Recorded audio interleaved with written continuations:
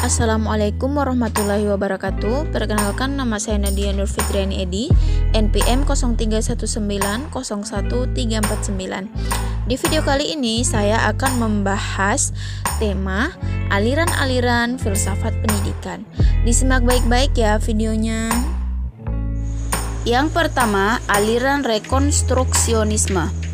Rekonstruksionisme merupakan salah satu aliran filsafat yang merupakan kelanjutan yang logis dari cara berpikir progresivisme dalam pendidikan. Rekonstruksionisme berasal dari bahasa Inggris yaitu reconstruct, yang artinya adalah membangun kembali. Aliran ini bertujuan untuk merombak kembali susunan lama dan mengubahnya ke tatanan hidup baru dan bercorak modern. Aliran ini dianggap lebih baik karena menyatakan jika tidak cukup jika seorang siswa atau individu hanya berfokus pada pengalaman kemasyarakatan di sekolah, namun juga mempelopori ke arah masyarakat baru yang diinginkan sesuai perkembangan hidup dan kehidupan sebagai konsekuensi perkembangan ilmu, pengetahuan, teknologi, dan juga seni. Yang kedua, aliran eksistensialisme. Secara bahasa, esensi dari eksistensi yakni di luar atau eksternal, sedangkan dalam kata arti internal menempatkan secara filsafat yang berarti memberikan propaganda terhadap manusia serta intervensinya.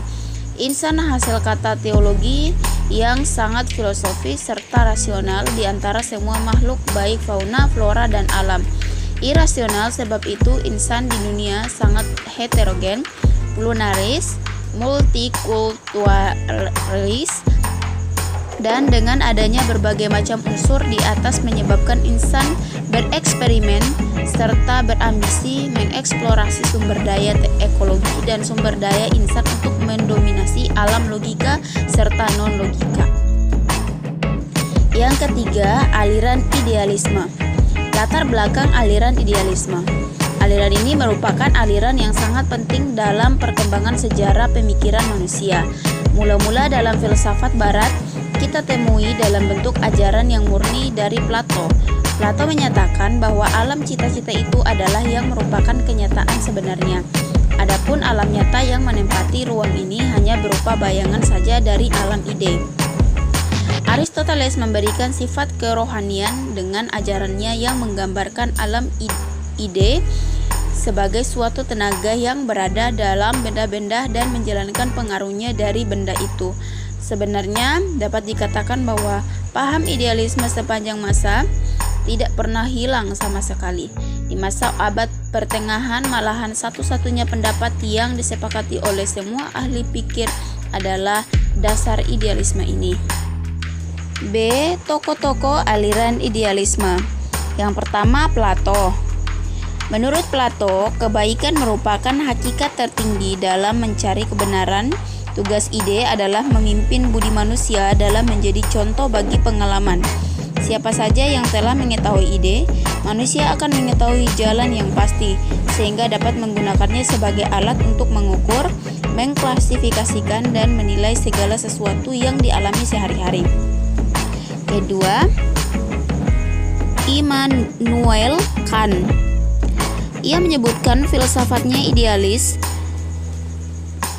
transdental, dan idealis kritis, di mana paham ini menyatakan bahwa isi pengalaman langsung yang kita peroleh tidak dianggap memilikinya sendiri, melainkan ruang dan waktu adalah forum intuisi kita.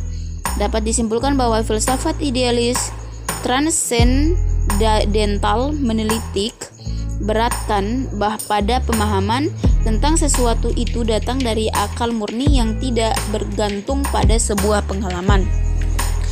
Ketiga, Pascal. Pengetahuan diperoleh melalui dua jalan. Pertama, menggunakan akal, dan kedua, menggunakan hati. Manusia besar karena pemikirannya, namun ada hal yang tidak mampu dijangkau oleh pemikiran manusia, yaitu pemikiran manusia itu sendiri. Menurut Pascal, manusia adalah makhluk yang rumit dan kaya akan variasi serta mudah berubah. Untuk itu, matematika, pikiran, dan logika tidak akan mampu dijadikan alat untuk memahami manusia.